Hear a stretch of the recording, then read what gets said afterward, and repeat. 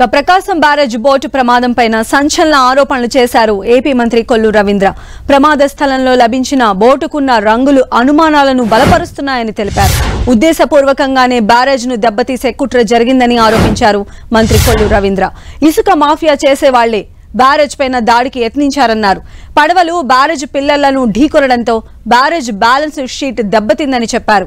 పడవల వ్యవహారంపై సమగ్ర విచారణ జరిపి దోషులను కఠినంగా శిక్షిస్తామన్నారు మంత్రి కొల్లు రవీంద్ర.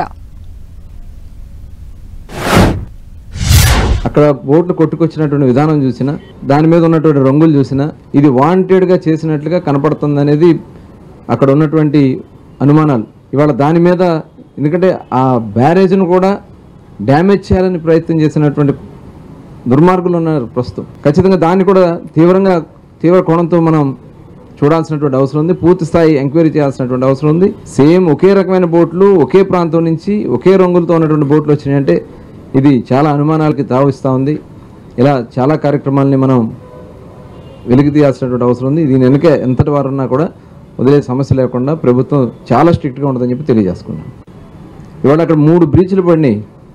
మీ పాపం కాదు అది, మీరు చేసినటువంటి తప్పిదాల వల్ల కాదా ఇవాళ అది. 5 సంవత్సరాలు బుడమేరు డైవర్షన్ కోసం చంద్రబాబు నాయుడు గారు ఆ రోజున ఆ ప్రాజెక్టును తీసుకొస్తే మొత్తం ఆ డైవర్షన్ ప్రాజెక్ట్ని 5 సంవత్సరాల పాటు మీరు అటకెక్కిస్తే ఇవాళ విజయవాడ నగరం మునిగిపోతే ఇక్కడ కూడా వచ్చి మీరు బురద రాజకీయాలు చేస్తా ఉన్నారంటే ఒక్కసారి ప్రజలందరూ కూడా ఆలోచించాలా.